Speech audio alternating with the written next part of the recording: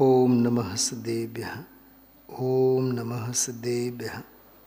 ઓમ નમઃ સિદ્ધેભ્યઃ. આત્મ બને પરમાત્મા હો, શાંતિ સારે દેશ में है देशना सर्वोदय महावीर के संदेश में, महावीर के संदेश में.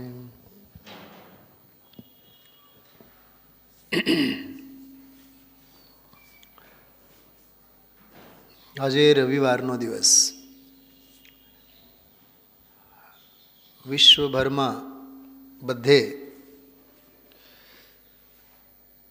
પાઠશાળા, તત્વજ્ઞાન પાઠશાળાનું સંચાલન બધે થતું હોય છે.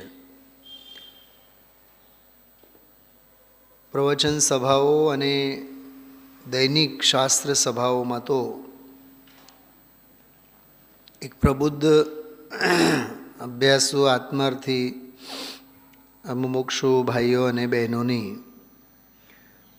ઉપસ્થિતિ હોય અને એ આત્મલાભ, ધર્મલાભ, તત્વજ્ઞાનનો લાભ લેતા જ હોય. પણ પાઠશાળા એક એવું આયોજન છે, અથવા પાઠશાળા એક એવું અનુષ્ઠાન છે, એવી ગતિવિધિ છે, એમાં 5-6 વર્ષથી જ લઈને નાની ઉંમરમાં જ બાળકોને તત્વજ્ઞાનના પાયાના સંસ્કારો આપવામાં આવે છે. અને એ પાયાના સંસ્કારમાં 6 દ્રવ્ય, 7 તત્વ, 9 પદાર્થ વગેરે આત્મહિતકારી વસ્તુ સ્વરૂપના સિદ્ધાંતોનું પ્રાથમિક જ્ઞાન આપવામાં આવે છે. એમાં આગમ, અધ્યાત્મ, ચારેય અનુયોગોના પડખા, આપણે જે બાલબોધ ભાગ 1, 2, 3, વિતરા વિજ્ઞાન 1, 2, 3 અને તત્વજ્ઞાનના 2, આ જે ભાગ છે 8 અને પહેલા 2 બાલ પોથી ભાગ 1 અને 2, આ 10 પુસ્તકોમાં ચારેય અનુયોગોના પાઠ છે.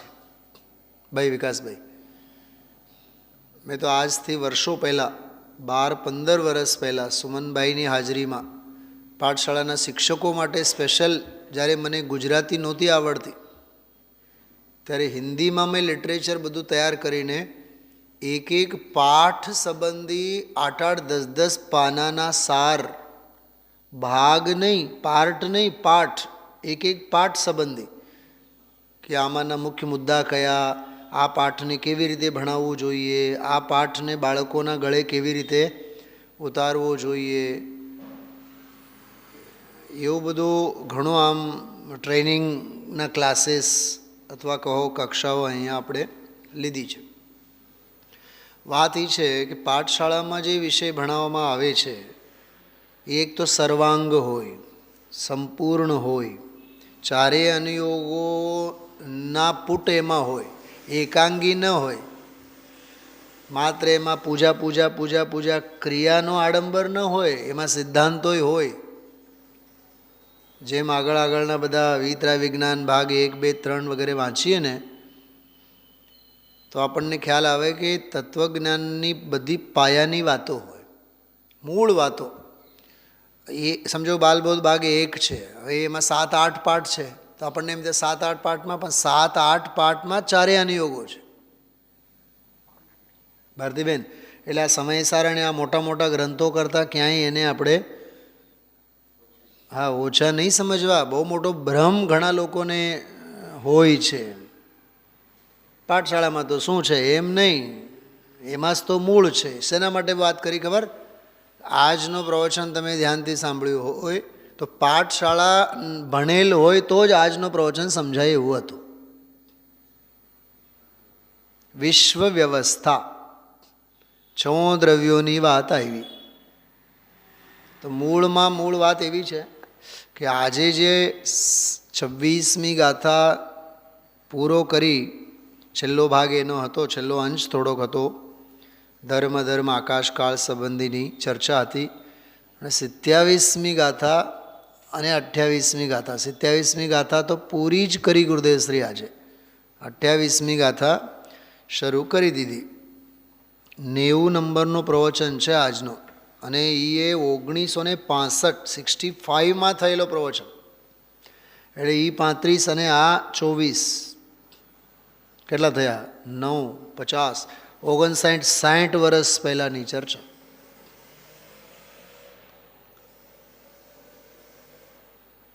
બરાબર ને? 3, 4, 5, 6, 9, 9, એટલે 5. સમજો ને કે 55 થી 60 વર્ષ પહેલાં થયેલી સભામાં, ભરી સભામાં થયેલી અપૂર્વ ચર્ચા આજે આપણને સાંભળવા મળી. અને મૂળ વિષય શું હતો એનો? કહે છે કે વિશ્વ વ્યવસ્થા. એ પાઠશાળા મેં શું કામ યાદ કર્યું ખબર? કે એમાં જૈન સિદ્ધાંત પ્રવેશિકા ભણાવવામાં આવે. સૌથી પહેલો જ પ્રશ્ન, વિશ્વ કોને કહે છે? જવાબ, 6 દ્રવ્યોના સમૂહને વિશ્વ કહે છે. તો દ્રવ્ય કોને કહે છે? બીજો પ્રશ્ન સમજાય છે? હા, ગુણોના સમૂહને દ્રવ્ય કહે છે. વળી પાછો પ્રશ્ન, ગુણ કોને કહે છે? કે જે દ્રવ્યના સર્વ ભાગે અને સર્વ અવસ્થાઓમાં હોય એને ગુણ કહે છે. તો ગુણોના પ્રકાર કેટલા? આમ અનંત છે, પણ ઓમ 2 પ્રકારના છે, સામાન્ય ગુણ અને વિશેષ ગુણ. સામાન્ય ગુણ કોને કહે છે? આ તમને આમ હસો આવે છે ને? આવી રીતે અમે લોકો ગુરુકુલમાં ભણતા, જયપુર જતા પહેલાં 733 પ્રશ્નો બોલી જવાનું 10, 15, 20 મિનિટમાં. એ બધા 733 પ્રશ્નો બોલી જવાનું બધે. એ તો ચમનભાઈ તો ભણાવતા જ, પણ અમે લોકો જયપુર ગયા નહોતા એના પહેલાં અમે લોકો ભણીને ગયા હતા જૈન સિદ્ધાંત પ્રવેશિકા. ગુરુ ગોપાલદાસજી બરૈયાજી, હુકુમચંદજી બારીલ સાહેબ જેવાના બધાના ગુરુ. મુરૈના, ગ્વાલિયર પાસે, ઝાંસી અને ગ્વાલિયરની વચ્ચે આવે મુરૈના. ત્યાં ગોપાલદાસજી બરૈયાજીએ સિદ્ધાંત વિદ્યાલય કાઢ્યું જે તે કાળે 1880, 85 કે 90, 1900 પહેલાંની વાત છે. હવે એમાં બધા વિદ્વાનો તૈયાર થયેલા. દેવકીનંદનજી પંડિતજી એ ગુરુકુલમાં તૈયાર થયેલા છે. એટલે જે પણ એમાં પ્રાથમિક હાઈસ્કૂલ સુધી હોય શિક્ષણ, 5 ધોરણ સુધી, 8 ધોરણ સુધી, પણ ધાર્મિકનું ભણતર વિશેષ. ન્યાય તીર્થની પરીક્ષાઓ ત્યાંથી થતી. આજકાલના નથી અમે MBAના બધા પૂછડા. એ MBAના પૂછડા એટલે જે તે કાળના ન્યાય તીર્થ, જૈન ન્યાયના નકરા. હવે એ જે ગોપાલદાસજી બરૈયાજી છે, એ ગોપાલદાસજી બરૈયાજી બાલીલ સાહેબના ગુરુ તો નહીં, એના પહેલાં થયા છે. એમના ગુરુ તો ઓલો માખનલાલજી, પંડિત માખનલાલજી. પણ ગોપાલદાસજીના નામે, ગોપાલદાસજી એમના નામે એ વિદ્યાલય ત્યાં ઉઘડ્યું. બહુ જબરદસ્ત વ્યક્તિત્વ છે ગુરુ ગોપાલદાસજી બરૈયા. હવે એમની જે નાનકડી રચના જૈન સિદ્ધાંત પ્રવેશિકા, એમાં સૌથી પહેલાં વિશ્વ, દ્રવ્ય, ગુણ, 6 દ્રવ્યના સ્વરૂપ, સામાન્ય ગુણ, વિશેષ ગુણ, પછી પર્યાય, પછી કૈલાસચંદજી બુલંદશહેરવાળાએ 7-8 ભાગ કાઢ્યા જૈન સિદ્ધાંત પ્રવેશિકા ઉપરના. એક વિષયને લગતું 100, 150, 200 પ્રશ્નો. જીવનમાં એક વખત તો એનું વાંચન કરવું જોઈએ વિકાસભાઈ. સમજો કે ગુણ છે તો ગુણ સંબંધી તમને 700-800 પ્રશ્નો, એમાં 500 શાસ્ત્રોના એક્ઝામ્પલ્સ. ગુણ એટલે એના સંદર્ભમાં કયા કયા શાસ્ત્રમાં એ ગુણ સંબંધીની ચર્ચા છે, એની વ્યાખ્યા, એ સામાન્ય ગુણ, વિશેષ ગુણ, ઘણો બધો અદ્ભુત. ચમનભાઈ પંડિતજી એ ભાગોને આધારે કરાવતા, જ્યાં પણ જતા ત્યાં. એ આવી બધો અભ્યાસનો ક્રમ જ બધું હવે ભાંગી પડ્યું છે, કાંઈ એ પરંપરા જ રહી નથી. હવે વધીને આ કલાક બેસો ને પ્રવચન સાંભળો, આગળ પાછળ વિષય, અભ્યાસ, સ્વાધ્યાય. અભ્યાસ જુદી વસ્તુ છે, સ્વાધ્યાય જુદી વસ્તુ છે. આંખ બંધ કરીને આત્મા ભેદ જ્ઞાનની વાતો સમજે, બહુ રુચિપૂર્વક સાંભળવું, રસપૂર્વક સાંભળવું, એ બધું ઘોલન, ચિંતન, મનન, સ્વાધ્યાય છે. અભ્યાસ જુદી વસ્તુ છે. અભ્યાસ વિદ્યાર્થી બનીને થાય. પાયો નખાય ને પાયો. જેમ ફર્સ્ટ ક્લાસ ફર્શ વર્ષ હોય અને બહુ જોરદાર એસી એર કન્ડિશન મકાન હોય, બંગલો હોય, હવે એમાં સોફા બોફા હોય, એમાં બેસવાનું. પણ એ સોફા બન્યા કેવી રીતે? કોને આધારે સોફા ઊભા છે? એ બંગલો શેને આધારે ઊભો છે? એ પાયાની તો ક્યાં ખબર છે કોઈને? તો અભ્યાસ એટલે પાયો, ફાઉન્ડેશન. તો જૈન સિદ્ધાંત પ્રવેશિકા એમાં 6 દ્રવ્ય, 7 તત્વ, 9 પદાર્થ, આખી આ વિશ્વ વ્યવસ્થાની સમજણ કેળવવામાં આવતી, તો અધ્યાત્મ છે ને સીધે ગળે ઉતરે. એટલે હું હજારો વાર કહું છું, અભ્યાસ કરો. ગુરુદેવશ્રી કહે છે 2, 4, 6 કલાક સ્વાધ્યાય કરો. એ આ સ્વાધ્યાય એટલે એ જાતનો અભ્યાસ. જો બધા ગ્રંથોમાં, શાસ્ત્રોમાં ક્યાં કઈ અપેક્ષા. તો જો પંચાસ્તિકાયમાં પણ આ બધો વિષય આવેલો છે, જે આજે ચર્ચા આવી. કેમ કે એમાંય ષડદ્રવ્ય, પંચાસ્તિકાય, મોક્ષ માર્ગ, પ્રપંચ, એ બધું આવે એમાં. 6 દ્રવ્યોની વાત આવે, 9 તત્વોની વાત આવે, મોક્ષ માર્ગની વાત આવે પંચાસ્તિકાયમાં. પ્રવચન સારમાં છે, પણ 6 દ્રવ્યોનો આ જાતનો વિષય નથી એમાં. કે ધર્મ દ્રવ્ય, અધર્મ દ્રવ્ય, આકાશ કાળ, પછી પરસ્પરમાં કોણ કેવો, ઉપકારી બપકારી, કંઈ કોઈ ચર્ચા નથી એમાં જ્ઞેય તત્વ પ્રજ્ઞાપનમાં. પણ જૈન દર્શનનો સર્વપ્રથમ સૂત્ર ગ્રંથ એટલે તત્વાર સૂત્ર. હું એક શબ્દમાં કહું, ગઈકાલે અને આજના પ્રવચનમાં શું ચાલ્યો કે 6 દ્રવ્યો વચ્ચે નિમિત્ત નૈમિત્તિક સંબંધ. એક વાત. બીજી વાત, આ વિષય વસ્તુની અપેક્ષાએ કહીએ તો વ્યવહાર સમ્યક તો કોને કહેવાય એની વાત ચાલે છે. 27મી ગાથામાં વ્યવહાર સમ્યક દર્શનની વાત પૂરી થઈ અને 28મી ગાથાથી વ્યવહાર સમ્યક જ્ઞાનની વાત શરૂ થઈ. હતું ધ્યાન? સાંભળ્યું? 28મી ગાથા જ્યારે શરૂ થઈ ત્યારે જો શું લખેલું છે એમાં. ગુરુદેવને સાંભળ્યું હોય તો બરોબર યાદ રહે આપણને કે અમે વ્યવહાર સમ્યક દર્શનની વાત પૂરી કરી અને હવે વ્યવહાર સમ્યક જ્ઞાન અને વ્યવહાર સમ્યક ચારિત્ર. તો વ્યવહાર એટલે ખરેખર તો આ વિષય પાયામાં મૂળમાં કહીએ ને, જો આ બીજો અધ્યાય ચાલે છે ને, બીજો અધ્યાય, બીજો પ્રકરણ છે, તો 10 ગાથાઓમાં તો મોક્ષનું સ્વરૂપ આવ્યું. મોક્ષ પુરુષાર્થ, ધર્મ, અર્થ, કામ, મોક્ષ. એમાં અર્થ અને કામની હેયતા સમજાવી, ધર્મની પણ હેયતા સમજાવી. ધર્મ એટલે ત્યાં પુણ્ય ભાવ, શુભ ભાવ. અને મોક્ષ એક જ સર્વોપરી છે. ખ્યાલમાં આવ્યો? એમાં આવ્યું તો શબ્દ સર્વોપરી.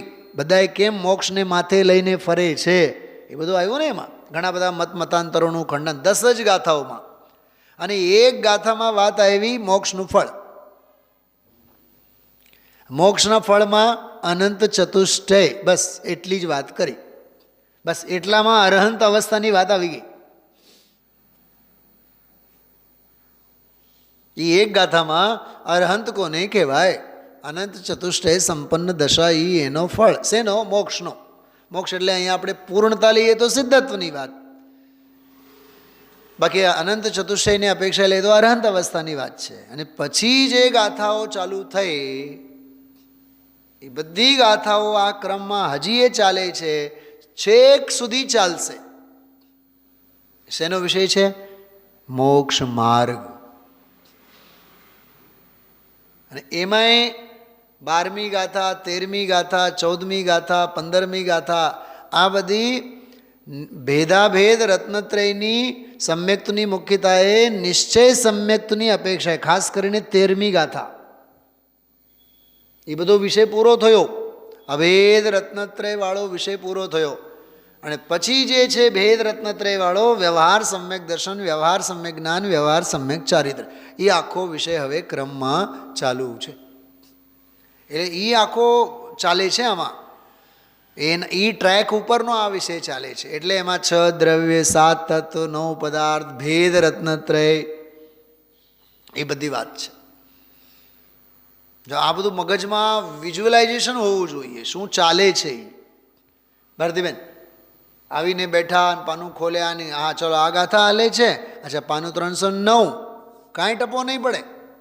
ગુરુદેવ શ્રી નથી કહેતા કે આ તો કેવળીની કોલેજ છે, આ કેવળીની કોલેજ કરો તો એના પહેલાં કંઈક બીજું શું કહેવાય તમારી ભાષામાં, ગ્રેજ્યુએશન. ગ્રેજ્યુએશન નથી કહેતા સ્વામીજી? કેટલો અભ્યાસ જરૂરી છે બતાવો. ખરેખર તો એવું છે વિકાસભાઈ, આ ભણેલાઓનું કામ છે. ભણેલા એટલે ઓલા MA LLB ના ડિગ્રીની વાત નથી, સમજાય છે? પાઠશાળા ભણેલા હોય, હા 2-5 વર્ષમાં પરીક્ષા આપીને પાસ થઈ ગયા હોય એમ નહીં. ભારતીબેન ત્યાં ઊભું નહીં થવાનું 4-5 વર્ષ, 4-5 વર્ષ પછી ઘર ભેગા નહીં થવાનું, વળી પાછો આવો શાસ્ત્ર સભામાં બેસો. 8, 10, 12, 15 વર્ષનો અભ્યાસ હોય તો આ વિષય સમજાય. હા તમારા દર્શનભાઈને વગેરે કેમ આ મગજમાં નથી બેસતી વાત, યાદ નથી રહેતું, સમજાતું નથી? હા તમે સાચું બતાવો. તમે આજે 70 વર્ષ થયા, 80 વર્ષ થયા, તોય હજી મિત્રોની વડીલોની એક જ ફરિયાદ છે, સમજાતું નથી. કેમ? કેમ કે આગળ પાછળનો સ્વાધ્યાય, ચિંતન, મનન કંઈ છે જ નહીં. અનુસંધાન તો હોવું જોઈએ ને, એનો અભ્યાસ તો હોવો જોઈએ ને. હા ખ્યાલમાં આવે છે. આજે જો મુકેશ અંબાણી જેવાને આપણે આજની તારીખમાં વિશ્વના અબજોપતિઓમાં જોઈએ તો મને એક બતાવો, એ જે ઇમ્પિરિયલ જે એમણે ઊભું કર્યું, એ જે એમ્પાયર ઊભું કર્યું, એ જે સામ્રાજ્ય ઊભું કર્યું, એ સામ્રાજ્ય રાતોરાત ઊભું થયું? લોહીના આંસુ રડ્યા ન હોય ધીરુભાઈ અંબાણીએ, વિકાસભાઈ? હા ઓલા કોણ MDH મસાલાવાળા, દિલ્હીવાળા MDH મસાલાવાળા, સાયકલમાં મસાલા લઈ લઈને 10-10 રૂપિયાના પડીકા વેચતા, આજે 10,000 કરોડના. વિચાર કરો એ સામ્રાજ્ય ક્યાંથી ઊભો થયો? આજે મારી વાત કરું, આ તો ગુરુદેવશ્રીની વાત કરીએ. ગુરુદેવશ્રીની વાત કરું પહેલાં. ગુરુદેવશ્રી જે 90 વર્ષની ઉંમરમાં આપણે સાંભળીએ છીએ, એ જે ગંભીરતા છે, એ જે પ્રૌઢતા છે, એ જે પાકટતા છે, એ જે આગમની સુદૃઢતા છે, એ કંઈ રાતોરાત તો નથી જ આવી ને. 45 વર્ષની તપસ્યા, એના પહેલાંના 45 વર્ષમાં શ્વેતાંબરમાં સ્થાનકવાસીમાં રહ્યા, એ સાધક દશામાં પણ ભગવતી સૂત્ર, સજ્જાય માળા, હા મીરાબાઈ, સતી અનુસૂયા, રામાયણ, મહાભારત, આ બધા નાટકો બોલો, આ બધે પ્રસંગોમાંથી મેળવ્યા કે નહીં એમણે? અચ્છા એનાથી હજી પાછળ જાઓ તો જ્યાં ત્યાં હતા વિદેશ ક્ષેત્રમાં કે જ્યાંથી પણ આવ્યા સંસ્કારો લઈને, તો વર્ષોના ભવના સંસ્કારો છે કે નહીં?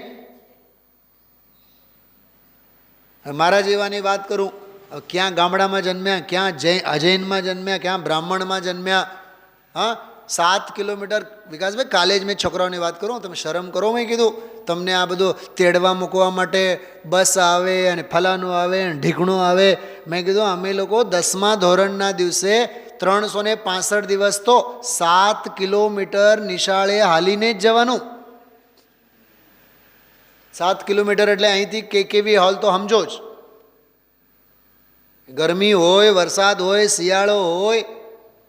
આ શિયાળામાં અત્યારે હવે આ બધું પહેરીએ છીએ વિકાસભાઈ, ત્યારે તો ઓલા ઘઉંના કોથળા, એ ઘઉંના કોથળા આમ માથે નાખી એના ટોપરા બનાવીને અમારા મમ્મી આમ કરતા, એ કોથળાને આમ ખેંચીને અમે લોકો ઓઢીને જતા નિશાળે.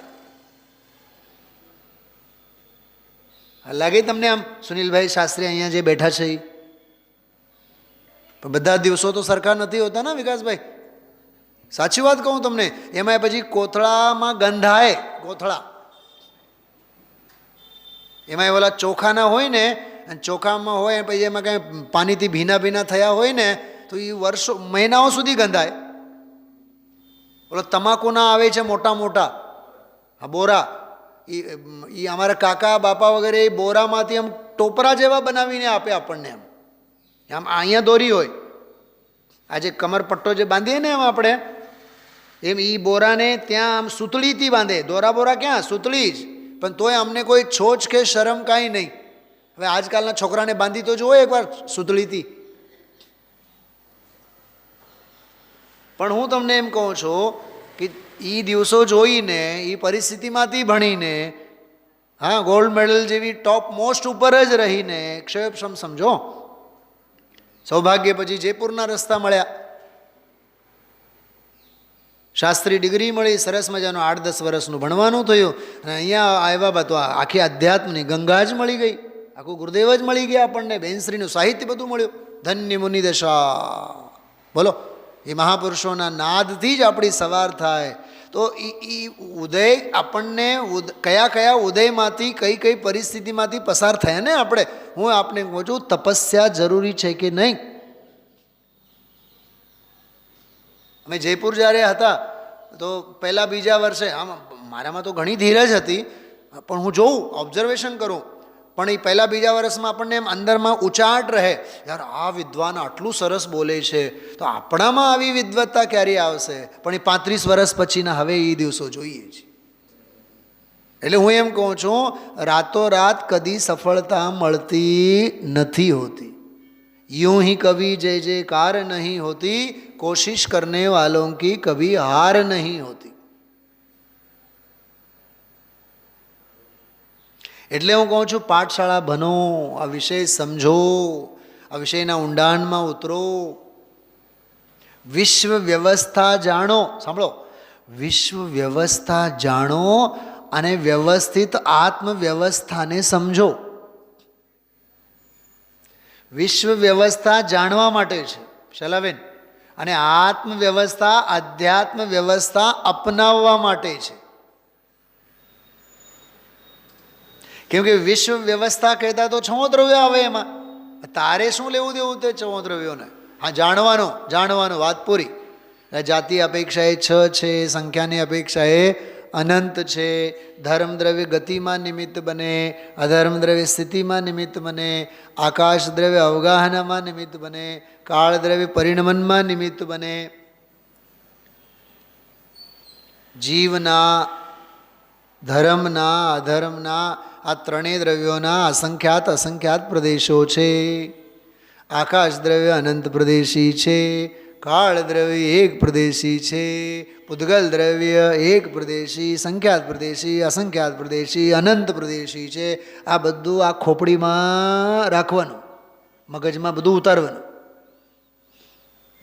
બહેનો, તમે લોકો જ્યારે ચા બનાવો તો ચામાં કયો મસાલો કેટલો નાખવો, વઘાર કરો, એમાં વઘારમાં રાઈ કેટલી, જીરા કેટલા, એ જીરાનો પાવડર કેટલો, બોલો હિંગની ચપટી કેટલી, સૌથી પહેલાં તેલ કેટલો, એ બધું ક્રમ મગજમાં ગોઠવાયેલું હોય છે કે નહીં? બોલો બેન, ભાવના બેન. તો આ તત્વજ્ઞાન માટેની ભાવના ન ઉછળવી જોઈએ આપણી. અને જો અંદરમાં ભાવના ઉછળતી હોય તો પાઠશાળા તરફ આવવા માટે પગ નહીં ઉછળે. આપણે નથી ઉછળતા એનો અર્થ અંદરમાં ભાવના જ નથી. એટલે હું બહુ દિલ ખોલીને કહું છું, આજનું પ્રવચન પાઠશાળા ભણેલાઓની જ સમજાય. આ બેટા છે ભૂતપૂર્વ વિદ્યાર્થી. દ્રવ્યોની ચર્ચા, દ્રવ્યોની સંખ્યાની ચર્ચા, દ્રવ્યોની જાતિની ચર્ચા, દ્રવ્યોના ગુણોની ચર્ચા, દ્રવ્યોના પ્રદેશોની ચર્ચા. અને એક ખાસ વાત રહે છે, મૂળ વાત, એક દ્રવ્ય બીજા દ્રવ્ય સાથે કાંઈ સ્નાન સૂતકના સંબંધ નથી. એક વાત. બીજી વાત, છતાં પરસ્પરમાં સહ અસ્તિત્વ હોવાને લીધે એકબીજાને એકબીજા માટેના ઉપકારક કહેવાનો પણ વ્યવહાર છે. શું કીધું? ઉપકારક. ખરેખર તો એવું છે, સાચું કહું તમને, મૂળ મર્મની વાત કહું, ઉપ એટલે નિકટમાં, ક્રુ ધાતુ છે કરવાના અર્થમાં, કાર. તો એકબીજાના નિકટમાં રહીને પોતપોતાના કાર્ય કરવા એનું નામ ઉપકાર. શું સમજાય છે? સાયકલ હોય, આગળ પાછળ ટાયર, પાછળ કેરેજ હોય, સીટ હોય, ઓલી નળી હોય આમ લાંબી, નળી ઉપર નાનો છોકરો બેઠો હોય, એના પછી આગળ હેન્ડલ હોય. તમે બધું વિચાર કરો, ટાયરનું કામ કરે. આગળના ટાયરને લીધે પાછળનું નહીં, પાછળના લીધે આગળની નહીં. અને ઓલા પેડા, એ પેડા એક વિંધ્યાચલ એક ઉદયાચલ, એ એકબીજા પૈડાઓ વચ્ચે કાંઈ લેવું દેવું નહીં, તોય અરસ પરસ પ્રેમ સરસ, સમયસાર પ્રવચન સારની જેમ બરાબર એકબીજા સાથે જોડાયેલા. એ પેડલનું કામ કરે, ટાયરનું કામ કરે. ટાયર ક્યારે હાલે? પેન્ડલ હાલ્યા બાદ. પણ પેન્ડલ હાલ્યા બાદ જ હાલે, પણ પેન્ડલ હાલે છે માટે ટાયર હાલે છે એમ નથી. શું કીધું આ? હા, અને ટાયર હાલે છે એટલે સાયકલ ચાલે છે એમ નથી. ઝડપથી પેન્ડલ ચલાવાય છે માટે ઝડપથી સાયકલ ઘરે પહોંચાડે છે એમ નથી. છ દ્રવ્યોનું સ્વતંત્ર સ્વાધીન પરિણમન. અચ્છા, હજી સાંભળો, ગજબનો ન્યાય આવ્યો. ખબર શું કીધું ગુરુદેવજી? એટલી મજા આવી મને તો વાત સાંભળીને. દુઃખી થઈને ગમન કરવામાં ધર્મ દ્રવ્ય નિમિત્ત. કોને? અજ્ઞાનીને. મિથ્યા દ્રષ્ટિ અજ્ઞાનીને આ બધા નિમિત્તો છે. જ્ઞાનીને તો આ બધા જ્ઞાનના જ્ઞેય છે. મૂળ વાત તો એ હતી વિકાસભાઈ. આ છવો દ્રવ્યોની જે અરસપરસમાં કીધું ને, એકબીજાના ઉપકારક ફલાનો ઢીકણું ગતિ કરાવે, સ્થિતિ કરાવે, અને અવગાહના કરાવે, પરિણામ, એ અજ્ઞાનીને લાગુ પડે. જો મદદ લેવી, ભારતીબેન બોલો, મદદ કોકની લેવી કે લેવી પડે, એ લાચારી છે કે નહીં? બોલો, એ લાચારી છે કે ખુદદારી છે? એ સ્વાધીનતા છે કે પરાધીનતા છે?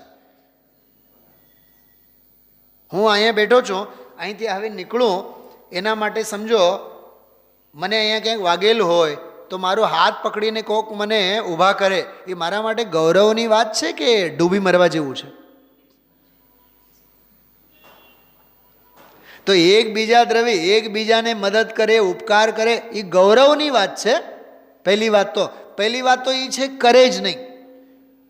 કોઈને મદદ તો કરતો જ નથી. કરતા ન ધરતા કોઈ અણુ અણુ સ્વયં મેં લીન હૈ. વસ્તુ સ્વભાવ તો એ છે, યાદ રાખજો. અધ્યાત્મ તો એમ કે છે વસ્તુ વ્યવસ્થા વ્યવસ્થિત જ છે. વસ્તુ વ્યવસ્થા વ્યવસ્થિત જ છે. કોઈનું કંઈક કરાવે નથી, એની ગરજ નથી, એની કોઈ વ્યવસ્થા.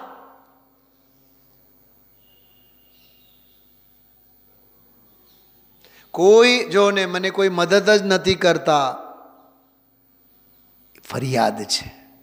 એ ફરિયાદ છે, એ આર્ત ધ્યાન છે. અને કોઈને મદદ કરી જ ન શકે, એ ધર્મ ધ્યાન છે, એ વસ્તુની સમજણ છે.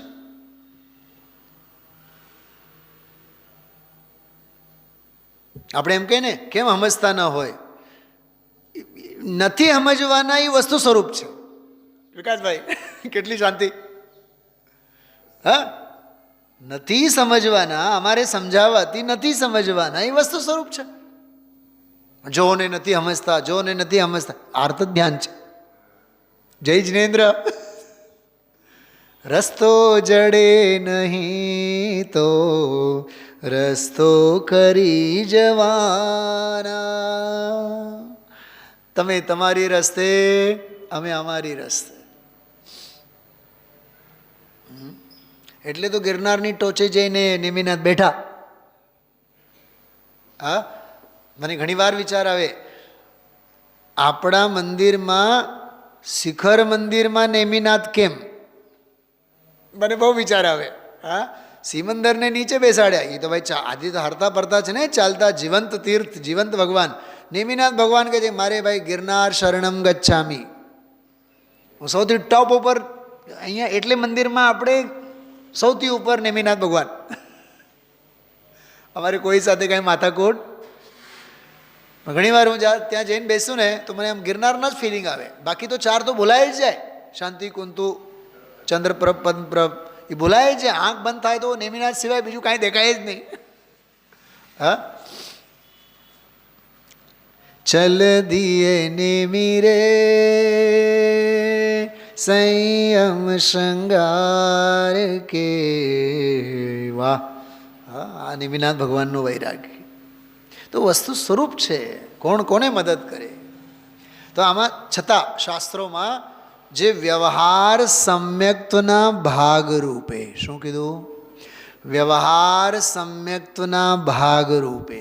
મેં ગઈકાલે એક બહુ જોરદાર વાક્ય બોલ્યો હતો, સહ અસ્તિત્વનો સ્વીકાર એ વ્યવહાર સમ્યક્ત્વ છે અને સ્વ અસ્તિત્વનો સ્વીકાર એ પરમાર્થ સમ્યક્ત્વ છે. સહ અસ્તિત્વમાં બધું આવે ને, જીવ છે, પૂતગલ છે, ધર્મ છે, અધર્મ છે, આકાશ છે, કાળ છે, એ બધી વસ્તુ વ્યવસ્થાને નિમિત્ત નૈમિત્તિક સંબંધને સહજ સ્વીકાર એ વ્યવહારના ખાતામાં જાય છે. એને કહેવાય સાધકની સવિકલ્પ અવસ્થા. એ સાધકની સવિકલ્પ વ્યવહાર ક્યારે હોય? જ્ઞાનીને વ્યવહાર ક્યારે હોય? બોલો શૈલાબેન. જ્ઞાની સવિકલ્પ અવસ્થામાં હોય ત્યારે હોય, વસ્તુમાં વ્યવહાર ન હોય. શું કીધું? આ વસ્તુમાં વ્યવહાર થોડુંક છે. જ્ઞાનીના અભિપ્રાયમાં, જ્ઞાનીના સવિકલ્પ દશામાં વ્યવહાર છે, સવિકલ્પ અવસ્થામાં. તો ગતિમાં ધર્મ દ્રવ્ય નિમિત્ત થાય છે, એ સમજણ કોની? જ્ઞાનીની. અને એ સમજણમાં એ ઇનબિલ્ટ છે કે ધર્મ કંઈ ગતિ કરાવે છે એમ નહીં, એમ જ્ઞાની સમજે છે. બોલો, એ જ્ઞાનીની અધ્યાત્મની સમજણ. વિકાસભાઈ થોડીક બારીક વાત છે. ધર્મ દ્રવ્ય કાંઈ ચલાવી નહીં આપે એવી સમજણ એ જ્ઞાનીની અધ્યાત્મની સમજણ. એ આત્મધર્મ, એ આત્મધર્મ. અને ઈચ્છાપૂર્વક જીવ જ્યારે ગતિ કરે ત્યારે ધર્મ દ્રવ્ય નિમિત્ત હોય, એ ધર્મ દ્રવ્યનું જ્ઞાન. ઓલું આત્મધર્મ, આ ધર્મ દ્રવ્યનું જ્ઞાન. બોલો, નિમિત્તનું જ્ઞાન પૂરેપૂરું અને ઉપાદાનની દૃષ્ટિ પણ નહીં છૂટે. અને નિર્વિકલ્પ શુદ્ધોપયોગમાં જ ગયા હોય તો કોણ કોને ચલાવે? કોણ ધર્મ દ્રવ્ય? શું લેવું દેવું એની સાથે? કાંઈ લેવું દેવું નથી. ધર્માદિ મેરે કુછ નહીં, મેં એક જ્ઞાયક ભાવ હું. આમાં જાય પછી એ પછી ધર્માદિ કોણ કોના? નથી ધર્મ મારો, નથી અધર્મ મારો, નથી આકાશ, નથી કાળ. સમજાય છે? દ્રવ્યો મારા તો નથી જ, પણ દ્રવ્યો મારા માટે નિમિત્તે નથી. બોલો, એ જ્ઞાનીનો અંતરંગ એવો.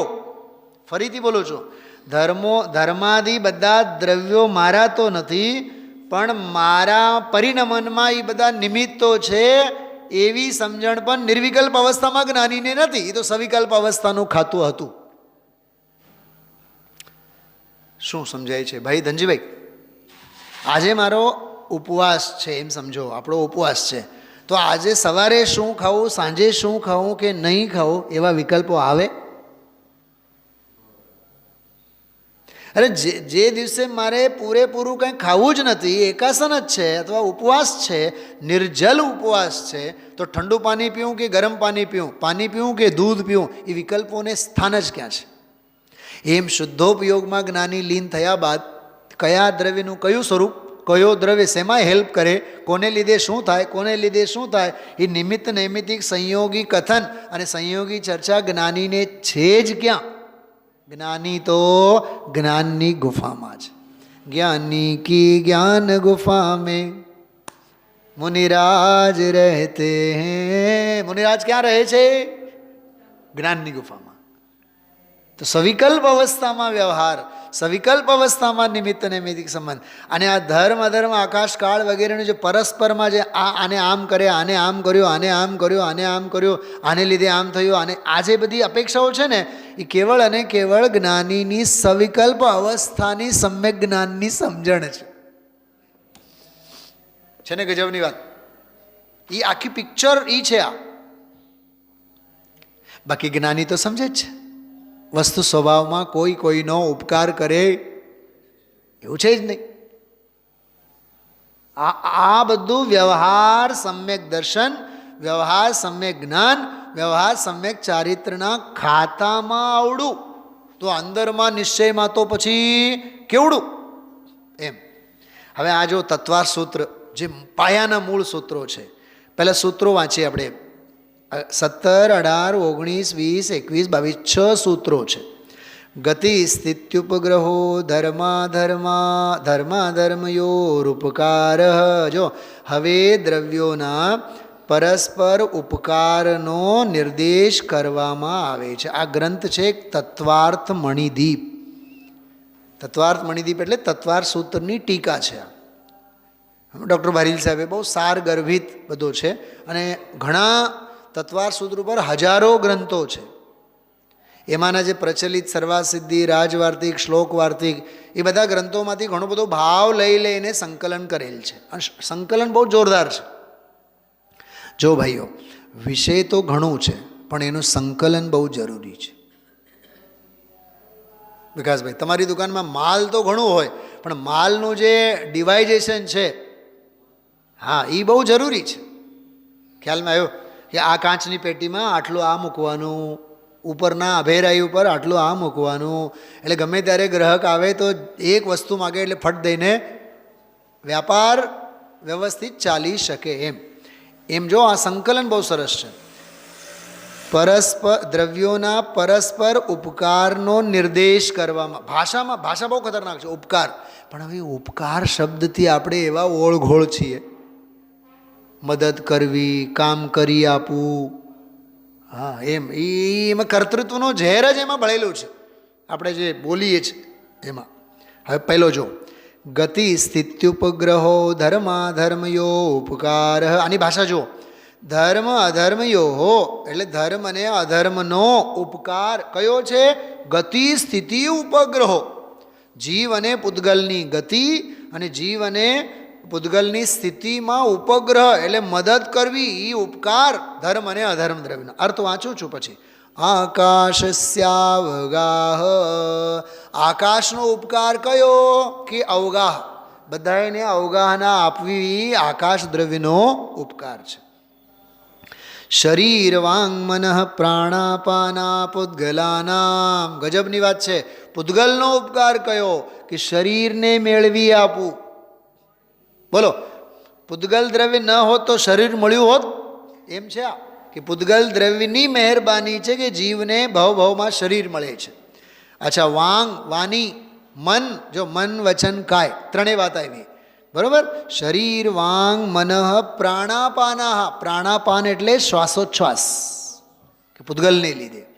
સુખ દુઃખ જીવિત મરણોપગ્રહાશ્ચ, વાહ, સુખ દુઃખ જીવન અને મરણ, આ બીજા વધારાના લાભ. એટલે અજીવ જે છે પૂતગલ છે એ જીવને આ આપે, જીવને જીવન આપે પૂતગલ. હે, શું કીધું? આ ના નહીં પાડો. જીવન એટલે જન્મ આપે.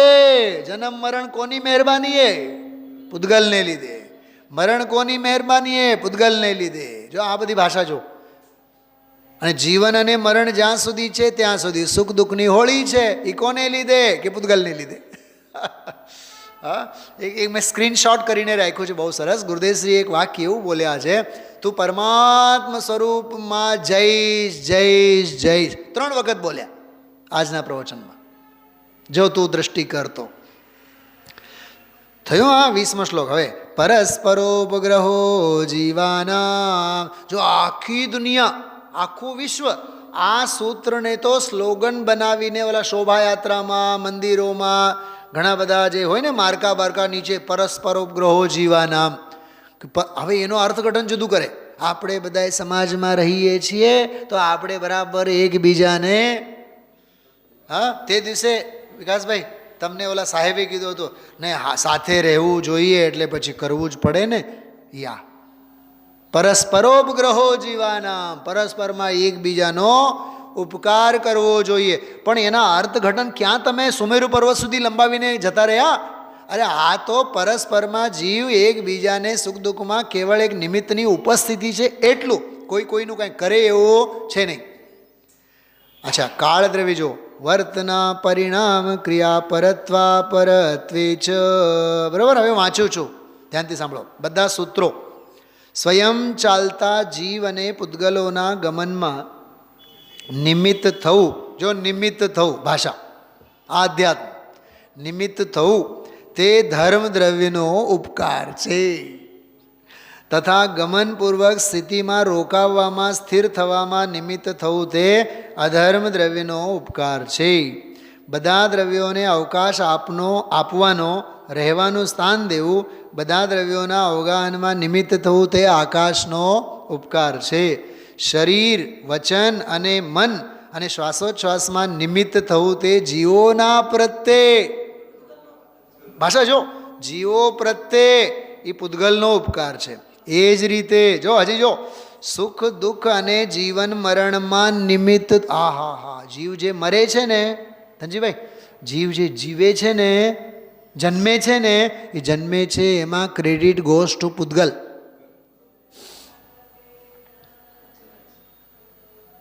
શું ભારતીબેન, શું સાંભળો છો બોલો? જીવ જે જન્મે છે પૂતગલને લીધે, મરે છે પૂતગલને લીધે. અને પૂતગલનો સંબંધ જ જે જ્ઞાનીને નથી, એ જ્ઞાની શા માટે જીવે અને શા માટે મરે? એટલે જન્મ જરા મૃત્યુ વિનાશનાય જલમ નિરોપામિતિ સ્વાહા. છે ને ગજબની વાત. હજી એક મૂળ વાત મને યાદ આવે છે નિયમસારની. નિયમસાર અજીવ અધિકારમાં એક વાત આવે છે, આ અજીવ વિના, પૂતગલ વિના તો લોકની યાત્રા જ સંભવ નહીં. તારે જાત્રાએ જવું છે ને? શું કીધું? તારે જાત્રાએ જવું છે ને, લોકયાત્રા કરવી છે ને. લોકયાત્રા એટલે 4 ગતિ 84 લાખ યોનિઓની જાત્રા. નિયમસાર અજીવ અધિકારમાં કળશ છે. એના વિના લોકની યાત્રા જ સંભવ નહીં. સીધો એનો અર્થ તું પૂતગલ વિના રખડી જ ન શકે. એ સ્વામીજી આજે બહુ સરસ કહેતા, એ અજ્ઞાની અજ્ઞાન ભાવે વર્તે છે ને, માટે એને ધર્મ દ્રવ્ય, માટે એને અધર્મ દ્રવ્ય, 6 દ્રવ્યોને બોલી ગયા. તને દુઃખી થઈને રહેવામાં આકાશ દ્રવ્ય મદદ કરે છે, એમ બોલે. બોલ્યા કે નહીં ધનજીભાઈ? સાંભળ્યો? બહુ જોરદાર વિષય છે. તને રોગી શરીર જે મેળવી આપે ને એ પૂતગલ, કેમ કે તે એવા ભાવ કર્યા છે. તને જેલમાં જઈને રહેવા માટે ધર્મ દ્રવ્ય હેલ્પ કરશે, ચિંતા નહીં કર. ખોટા કામ કરશે તું, મૂકશે નહીં. છે ને ગજબની વાત? વિકાસભાઈ, એમાં એક મર્મની વાત સમજાય છે. 6 દ્રવ્યો પણ જીવને નિમિત્ત રૂપે ત્યારે જ થાય જ્યારે જીવ અજ્ઞાન ભાવે વર્તે. જ્ઞાનીનો પક્ષ કયો? જેને અજ્ઞાન ભાવે વર્તવું જ નથી, એને 6 દ્રવ્યોનું બીજાની મદદ બદદ ફદદ કાંઈ છે જ નહીં, એ પોતે પોતાનામાં છે. એના માટે ગુરુદેવશ્રી શબ્દ વાપર્યા, જ્ઞાનીને તો એ માત્ર જ્ઞેય છે. ક્લાસ પોઈન્ટ હતો, ક્લાસ. જ્ઞાનીને એ માત્ર જ્ઞેય છે. અજ્ઞાનીના અજ્ઞાનમય ભાવોને લીધે એ બધા નિમિત્તો ઊભા થાય છે. અત્યારે જો તમે ગરમ ટોપી પહેર્યા છો, હવે આ ભાઈને ઠંડી જ નથી લાગતી કે ઠંડીને ફીલ જ નથી કરતા, એટલે ટોપી નથી. પણ અહીંયા ટોપી મદદ કરે છે, મદદ કાંઈ નથી કરતી. આપણે લાચાર છીએ. જો શું કીધું? આપણે લાચાર છીએ. એ પરિગ્રહનું પોટલું, હા એમ. ખરેખર બહુ ગજબનો જ વિષય. સંયોગો સાથે લેપાઈને રહેવું એ ગૌરવની વાત નથી. શું કીધું? સંયોગો સાથે લેપાઈને રહેવું એ ગૌરવની વાત નથી. કોકની મદદ લેવી એ બહુ મોટી લાચારી છે. ગજબનો ન્યાય, ગજબનો મરમ. લૌકિક અનુકૂળતા પ્રતિકૂળતામાં પરસ્પરને નિમિત્ત થવું, બોલો, પરસ્પરમાં જીવનમાં એ જીવોનો પરસ્પરમાં ઉપકાર છે. જીવોનો જીવો પ્રત્યે વર્તના પરિણામ ક્રિયા પરત્વ અને અપરત્વમાં નિમિત્તરૂપ થવું તે કાળ દ્રવ્યનો બધા દ્રવ્યો તરફ ઉપકાર છે. જો કે લોકમાં મુખ્ય રૂપથી ઉપકાર શબ્દનો અર્થ ભલાઈ કરવી જ માનવામાં આવે છે. તો માત્ર ભલાઈ થોડોક જ ઉપકાર છે. તો પણ અહીં આ પ્રકરણમાં ઉપકાર શબ્દનો અર્થ ભલાઈ કરવી નથી, કારણ કે અહીં સુખની સાથે દુઃખ દેવાની અને જીવન સાથે મરણને પણ ઉપકારી ગણવામાં આવ્યું. શું કીધું? આત્માનું શાસનમાં એક શ્લોક છે, તીવ્ર કર્મોના ઉદય આવે છે, મુનિરાજની મદદ કરે છે. શું કીધું? જો પાર્શ્વનાથ ભગવાનને પાર્શ્વનાથને મુનિ દશામાં કેવળ જ્ઞાનની પ્રાપ્તિ થઈ. તો કમટે વિઘ્ન કર્યો કે હેલ્પ કર્યો? દુનિયાની ભાષામાં તો ઉપસર્ગ અને ઘોર ઉપસર્ગ અને વિઘ્ન. પણ એને લીધે તો કેવળ જ્ઞાન થયું. ખ્યાલમાં આવ્યું? અરે એણે એનું કામ કર્યું અને આનું કામ કર્યું. હા, તમારી વાત કરો. જો આ માથાકૂટ ન હોત તો બેચારા નેમિનાથ ભગવાન તો એમને જ રહેત ને. કંઈક સમજાણું? બેચારા ભરત બાહુબલી કોઈ આવવા જ તૈયાર નથી. તો એમના કેવળ જ્ઞાનમાં એવું જણાય છે. સારું છે, થોડીક માથાકૂટ છે. એટલીસ્ટ અમારો રોજનો નાહવાનો તો થઈ જાય. વાત સમજો આ વાતને. બહુ ગજબની વાતો છે આ. પારસ became Parasnath, credit goes to Kamat.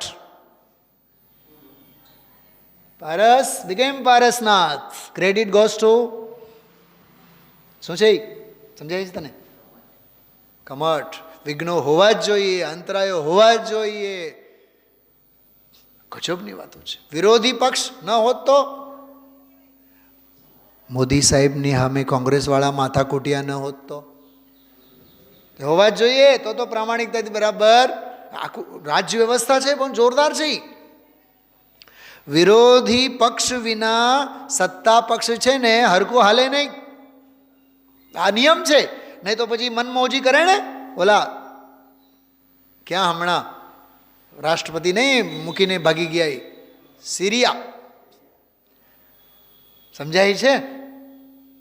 20,000 કરોડની સંપત્તિ. બોલો, આહા હા હા, સોનાના મહેલ જેવા મહેલ. બધું હોય ને, એકાંગી હોય ને તો એવું જ થાય. એટલે થોડોક વિરોધ કરનારા પણ જરાક હોવા જોઈએ. એમ અહીંયા કહે છે જીવન આપે તો મરણ પણ આપે. અને અચ્છા, મરણ જ ન થાય તો જીવન ક્યાંથી થાય? મરણ થાય તો નવું જીવન થાય, નવું જીવન હોય તો મરણ થાય. એ બધું આ બહુ જબરદસ્ત વિષય છે. જો શરીર, વચન, મન, જો આજે ઉપર જો જીવો પ્રત્યે પૂતગલના ઉપકારને ગણાવતા મૂળ સૂત્રમાં અત્યંત સ્પષ્ટ શબ્દોમાં લખવામાં આવ્યું છે કે શરીર, વચન, મન, શ્વાસોચ્છ્વાસ તે પૂતગલ દ્રવ્યનો ઉપકાર છે. સાથે જ સુખ દુઃખ અને જીવન મરણ પણ જીવો પ્રત્યે પૂતગલના ઉપકાર છે. હવે આપ જ બતાવો કે દુઃખ દેવું અને મૃત્યુ પ્રાપ્ત કરાવવાને ભલાઈ કઈ રીતે માની શકાય? ખ્યાલમાં આવ્યો? પણ ઉપકારનો ભાવ સ્પષ્ટ કરે છે. શરીર પૌદ્ગલિક છે. શરીરનો સંયોગ પ્રત્યે પૂતગલનો ઉપકાર છે. શરીર તો આપણા માટે શું છે? જેલ છે, બંધન છે. કર્મણ શરીર તો બંધન છે જ. ઔદારિક આદિ શરીર પણ બંધન જ છે. પછી એક પંક્તિ યાદ કરી છે બૃહદ જનવાણી સંગ્રહમાં છે એ દેવસ્તુતિ. પુણ્ય પાપ પુણ્ય મિલ દોય પાયન બેડી ડારી તન કારાગ્રહ માહી મોહી દિયો દુઃખ ભારી. પાપ કર્મ અને પુણ્ય કર્મ આ બે કર્મોએ મારા પગમાં બેડી નાખીને મને શરીર રૂપી જેલમાં કેદ કરીને ભારે દુઃખ દીધેલ છે. અહીં એ કહેવામાં આવ્યું છે કે પાપના ઉદયથી પ્રાપ્ત થનારા પ્રતિકૂળ તન વચનના, તન એટલે શરીર, સંયોગ અને પુણ્યના ઉદયથી પ્રાપ્ત થનારા અનુકૂળ તન વચનના સંયોગ બંને બેડીઓ છે. શરીર તો કારાગ્રહ જ છે. આ બધા પૂતગલ દ્રવ્યના જીવ પ્રત્યે ઉપકાર છે. આમાં એકલી ભલાઈની વાત નથી. અહીં ભલાઈ બુરાઈ બંનેને પૂતગલ દ્રવ્યનો ઉપકાર બતાવવામાં આવ્યું છે. ખ્યાલમાં આવ્યું? અરે ભાઈ, ગંભીરતાથી વિચાર કરો કે દેહનું બંધન ઉપકાર છે કે અપકાર છે. મૂળમાં એ વાત છે, એ અધ્યાત્મનું ચિંતન. તો આવું બહુ સરસ આમાં બધું આપેલ છે. થોડુંક વાંચો હજી. અરે ભાઈ, અહીં કહેવામાં આવેલ ઉપકાર શબ્દથી તો ભલા બુરા સારા ખરાબ બધા શરીરોને ઉપકારી બતાવવામાં આવી રહ્યા છે. અહીં ઉપકારોમાં ઉપકારની સાથે અપકાર પણ સામેલ છે. વિકાસભાઈ સમજાય છે? ખુલાસો કેવો જબરદસ્ત છે. હવે સમયસારને યાદ કરી જો. સમયસાર આદિ અનેક ગ્રંથોમાં ભાષા ટીકાકાર જેચનજી છાવડા આ જ સૂત્રોની વ્યાખ્યા કરતા સર્વાસિદ્ધિ કીધું ને હમણાં મેં, સર્વાસિદ્ધિ વચનિકા, આ સૂત્રોની વ્યાખ્યા છે હમણાં આપણે બોલ્યા. ઉપકાર શબ્દનો અર્થ કેવી રીતે કરે છે જો. ઉપકાર શબ્દનો અર્થ ભલું કરવું એમ ન લેવું, કોઈ કાર્યને નિમિત્ત હોય તેને ઉપકારી કહીએ છીએ. આ આગમ વચન. પંડિત કૈલાસનજી ઉપકાર શબ્દનો અર્થ આ રીતે કરે છે. અહીં ઉપકાર શબ્દનો અર્થ માત્ર ભલાઈ ન લેવો જોઈએ, પરંતુ કોઈ પણ કાર્યમાં સહાયક થવું, ગમે તે રીતે, પણ તે ઉપકાર છે. રામજીભાઈ ઉપકાર શબ્દનો અર્થ આ રીતે કરે છે. ઉપકાર શબ્દનો અર્થ કોઈનું ભલું કરવું તે નહીં, પરંતુ નિમિત્ત માત્ર જ સમજવું જોઈએ. નહીં તો એ નહીં કહી શકાય કે જીવોને દુઃખ મરણાદિ ઉપકાર પૂતગલ દ્રવ્યના છે. એ જે ઉપકાર શબ્દ આવ્યો ને એના સંદર્ભમાં આ બધી વાત આમાં કરજો. ઉપવિશેષણનો પ્રયોગ સમીપતાના અર્થમાં થાય છે. ઉપકાર શબ્દ છે ને એ ઉપનો અર્થ સમીપતાના અર્થમાં. જેમ કે નગર અને ઉપનગર. ઉપનગર કોને કહેવાય? કે જે નગર નજીક હોય એને ઉપનગર. જયપુર એક નગર છે અને બાપુનગર એક એનો ઉપનગર. એ જ રીતે પ્રત્યેક કાર્યનું કારક ઉપાદાન હોય છે અને ઉપકારક જે હોય છે એ નિમિત્ત હોય છે. આ આખો નિમિત્ત અને ઉપાદાનનો આખો રહસ્ય છે. આ જો આ કેટલું બધું પાનું ભરીને, બિલકુલ મારી તો ઈચ્છા છે આ બધું જ મેં વાંચું, પણ સમય નથી આપણી પાસે. મૂળમાં વાત એટલી જ સમજો કે જો કે નિશ્ચયથી ઉક્ત કથન પરમ સત્ય છે, છતાં પણ જ્ઞાની ધર્માત્માઓમાં પણ અન્યનું ભલું કરવાનો ભાવ આવ્યા વિના રહેતો નથી. આ જ કારણે વ્યવહારથી કોઈનું ખરાબ નહીં કરવાનો અને ભલું કરવાનો ઉપદેશ દેવામાં આવ્યો છે. સીધી વાત તો એનો એટલું છે, 6 દ્રવ્યો છે તો 6 દ્રવ્યો પરસ્પરમાં કેવું સહ અસ્તિત્વ ધરાવે છે અને સહ અસ્તિત્વનો સહજ સ્વીકાર જ્ઞાનીના જ્ઞાનમાં કેવી રીતે હોય છે એની આ વાત ચાલે છે. છેલ્લો એક વાક્ય. વ્યવહાર સમ્યક દર્શનનો વિષય પૂરો થયો. વ્યવહાર સમ્યક જ્ઞાન અને વ્યવહાર ચારિત્રનો વિષય 28મી ગાથાથી ચાલુ થયેલ છે. પણ આગળ પાછળની ગાથા, આગળ પાછળના પ્રવચનો આપણે સમજીએ, વિચારીએ તો જ આ વિષય સમજાય એવું છે. ઓમ નમઃ સિદ્ધેભ્ય.